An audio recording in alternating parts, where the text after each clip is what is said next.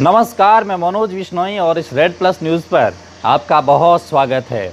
आज हम उस सवाल से शुरुआत कर रहे हैं जो सिर्फ गुड़ामालनी का सवाल नहीं है, बल्कि राजस्थान के प्रशासनिक पुनर्गठन, सरकार की नीयत और राजनीति की दिशा को समझने का पैमाना बन चुका है कि आखिर बालोतरा ज़िले के ज़िला कलेक्टर सुशील कुमार यादव अचानक कल के रूप में गुड़ामालनी के दौरे पर क्यों पहुँचे और क्या वजह थी कि जिस उपखंड को 1 जनवरी को ही बालोतरा ज़िले में शामिल किया गया था, वह महज 16 दिन के बाद 16 जनवरी यानी कल के दिन खुद जिला कलेक्टर औचक निरीक्षण पर पहुंच जाते हैं। क्योंकि प्रशासनिक शब्दकोश में औचक निरीक्षण कोई सामान्य प्रक्रिया नहीं होती। औचक निरीक्षण वहाँ होता है जहाँ या तो व्यवस्था चरमराई होती है या फिर प्रशासन खुद यह संदेश देना चाहता है कि अब काम फाइलों में नहीं बल्कि ज़मीन पर होगा। और गुड़ामालनी के मामले में ये दूसरा कारण सबसे ज़्यादा मजबूत दिखाई देता है, क्योंकि अगर प्रशासन केवल और केवल एक औपचारिक निभाना चाहता था तो एसडीएम से रिपोर्ट मंगवा लेता, लेकिन यहाँ खुद ज़िला कलेक्टर सुशील कुमार यादव मैदान में उतरते हैं और ऐसे उतरते हैं कि हर कदम एक संदेश देता है।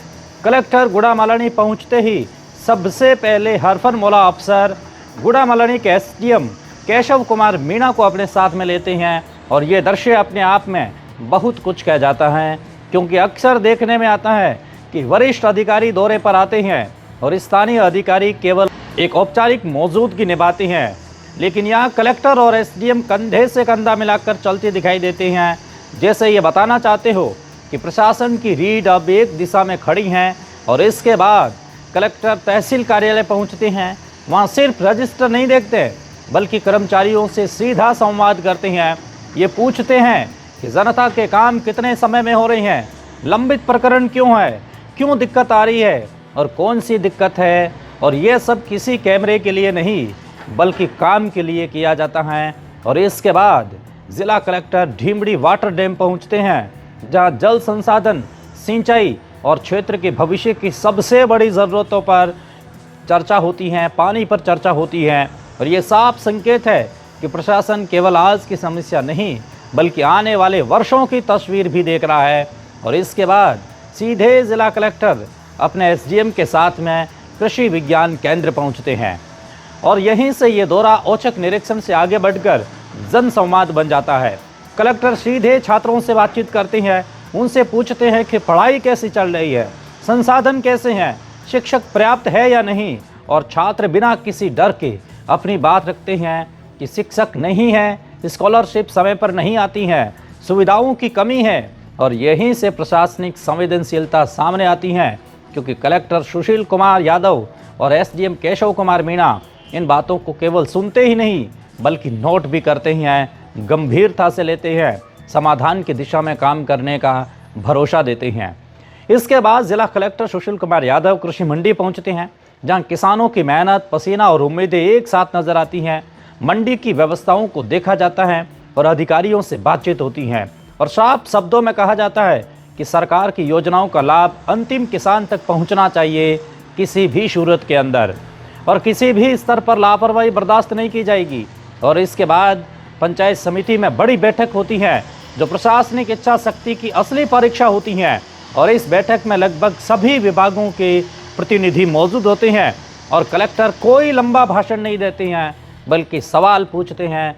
कलेक्टर पूछते हैं कि आपके विभाग में कितने पद रिक्त है, हर एक से पूछा जाता है काम कैसे चल रहा है और कितने काम लंबित है और काम क्यों अटक रहा है, जनता की सबसे बड़ी समस्याएं क्या है, जहाँ भवन नहीं है वहाँ भवन क्यों नहीं है, क्या कारण है, ये पहले भी इसके लिए कोई चर्चा हुई थी क्या।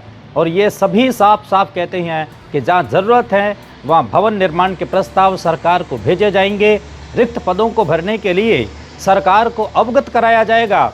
और ये बात केवल कहने तक सीमित नहीं रहती, क्योंकि कलेक्टर पटवारी से लेकर एलडीसी तक, ग्राम सेवक से लेकर कर्मचारियों तक हर किसी से सीधा संवाद करते हैं। और ये संवाद किसी डर के माहौल में नहीं बल्कि भरोसे के माहौल में होता है। कृषि विज्ञान केंद्र में अधिकारियों को दो टूक शब्दों में कलेक्टर कहते हैं कि सरकार की प्रत्येक योजना का लाभ किसानों तक पहुंचना चाहिए। जैविक उर्वरक से संबंधित सारी जानकारी किसानों के हित में जो है वो पहुंचनी चाहिए। योजना कागजों से नहीं बल्कि खेतों में दिखनी चाहिए। और इस पूरे दौरे में जो सबसे अहम बात निकल कर के सामने आती है वह यह है कि कलेक्टर सुशील कुमार यादव और एसडीएम केशव कुमार मीणा की जोड़ी सिर्फ प्रशासनिक नहीं बल्कि कार्यशैली की जोड़ी बनकर के गुड़ामालनी के इतिहास में शायद पहली बार सामने आती है। शायद गुड़ामालनी के इतिहास में ये पहली बार है कि जब जिला कलेक्टर और एसडीएम इस तरह ज़मीन पर उतरकर ईमानदारी से काम करने के ठसक के साथ जनता के बीच खड़े नजर आते हैं। और सबसे अहम बात यह है कि कलेक्टर अपने पूरे दौरे में 1 मिनट भी बेवजह खर्च नहीं करते, न कहीं कोई नाश्ता पानी, न कोई स्वागत, और जो कर रहे हैं उनको भी मना करते हैं, और न ही कोई राजनीतिक मुलाकात करते हैं, न कोई अनावश्यक औपचारिकता। सिर्फ काम, सिर्फ निरीक्षण, सिर्फ संवाद। और यही वह बात है जो इस दौरे को बाकी दौरों से अलग बनाती है।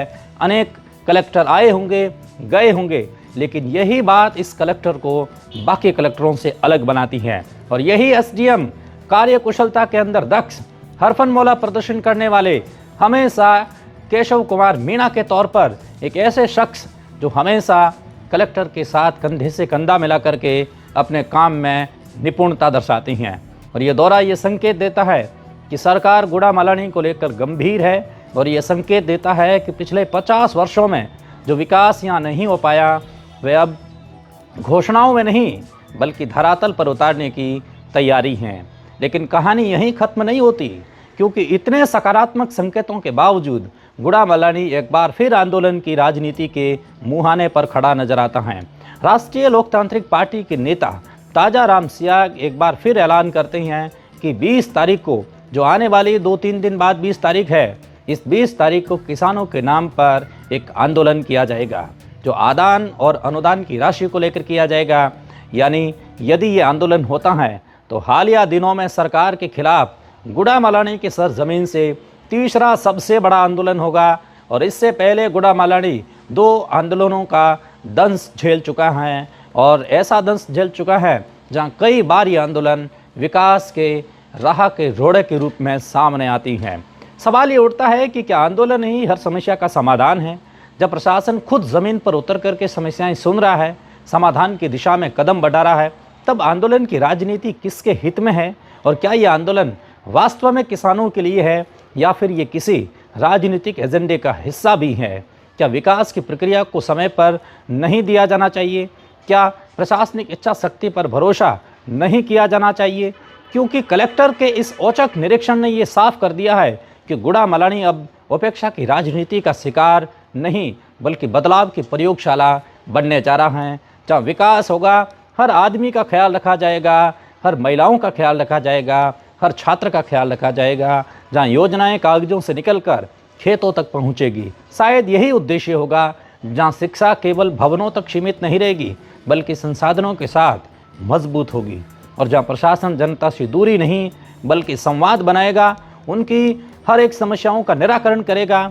और यहीं से यह सवाल और गहरा हो जाता है कि क्या गुड़ामालनी बार बार आंदोलन की चपेट में आकर अपने ही विकास की रफ्तार को धीमा करता रहेगा, या फिर वह इस प्रशासनिक सक्रियता को मौका देगा? क्योंकि इतिहास गवाह है कि जब प्रशासन और जनता एक ही दिशा में खड़े हो जाती हैं तो वर्षों की उपेक्षा भी कुछ ही समय में विकास में बदल सकती हैं। और शायद यही वजह है कि कलेक्टर सुशील कुमार यादव का ये दौरा केवल एक औचक निरीक्षण नहीं बल्कि एक बड़ा संदेश है, एक चेतावनी उन व्यवस्थाओं के लिए जो वर्षों से जड़ चुकी हैं, और एक उम्मीद उन लोगों के लिए जो दशकों से बदलाव का इंतज़ार कर रहे थे। ये दौरा ये भी बताता है कि नया जिला केवल नाम का नहीं है, ये नया क्षेत्र इस जिले के लिए कोई नाम का नहीं बल्कि काम का क्षेत्र बनेगा, क्योंकि बालोतरा ज़िला केवल नक्शे पर नहीं बल्कि नीति और नियति में भी विश्वास करता है और दिखेगा भी। और गुड़ामालनी उस बदलाव की पहली प्रयोगशाला बन सकता है, बशर्ते राजनीति अपने तात्कालिक लाभ से ऊपर उठकर विकास को प्राथमिकता दे। क्योंकि जब किसान, छात्र, कर्मचारी और प्रशासन एक साथ खड़े होते हैं तो किसी आंदोलन की ज़रूरत नहीं पड़ती, ज़रूरत पड़ती है धैर्य की, संवाद की और निरंतरता की। और यही वह कसौटी है जिस पर आने वाले दिनों में गुड़ामालनी को भी और सरकार को भी साबित करना होगा कि आप गुड़ामालनी के लिए क्या कर सकते हैं, क्या नहीं कर सकते हैं। क्योंकि आज सवाल केवल इतना नहीं है कि कलेक्टर गुड़ामालनी क्यों पहुँचे, असली सवाल ये है कि क्या ये शुरुआत अंत तक पहुंचेगी? और क्या ये प्रशासनिक सक्रियता स्थायी बदलाव में बदलेगी, या फिर आंदोलन और राजनीति के शोर में ये कोशिश भी दबा दी जाएगी? और यही वह सवाल है जिसका जवाब आने वाला वक्त देगा। वो टिक टिक करने वाली वो घड़ी देगी जो समय से पहले और भाग्य से ज़्यादा कभी बतलाती नहीं है। लेकिन इतना तो तय है कि 16 जनवरी का ये औचक निरीक्षण गुड़ामालानी के इतिहास में एक तारीख बनकर दर्ज हो चुका है। एक ऐसी तारीख जिसने ये दिखा दिया कि अगर नीयत साफ हो तो प्रशासनिक मशीनरी भी ज़मीन पर उतर करके बदलाव की कहानी लिख सकती हैं। और ये इस तरीके से कि एसडीएम केशव कुमार मीणा कल भी गुड़ामालानी के इस सड़कों पर निकले थे, पैदल सड़कों पर निकले थे और नगर पालिका क्षेत्र गुड़ामालानी के अहिंसा सर्किल से मुख्य बाजार तक बढ़ने वाली रोड का स्वयं ने निरीक्षण किया और उनकी खामियों को दूर करने के लिए अधिकारियों को त्वरित दिशा निर्देश दिए। क्या कोई ऐसा एसडीएम है जो रात को सड़कों पर निकले, काम को बारीकी से इंस्पेक्शन करते हुए उनका निरीक्षण करे, उनको जांचे, उनको परखे और फिर अधिकारियों को दिशा निर्देश दे? क्या पहले कभी ऐसा गुड़ामालानी में हुआ? गुड़ामालानी में एसडीएम तो कई आए होंगे, क्या इतना कार्यकुशल और हरफन मौला प्रदर्शन करने वाले एसडीएम को आपने कभी देखा? इंटेलिजेंस का अनुपम उपहार प्रकृति ने, ईश्वर ने उनको दिया है और वे इनका लगातार उपयोग कर रही हैं। किसानों से बातचीत कर रही हैं, मजदूरों से बातचीत कर रहे हैं, छात्रों से संवाद करते हैं और हर संभव सरकार की योजनाओं को आखिरी छोर तक कैसे पहुँचे इसके लिए दिन रात मेहनत करते हैं अपनी पूरी पलटन के साथ। लेकिन विपक्ष को ये बात रास नहीं आ रही है।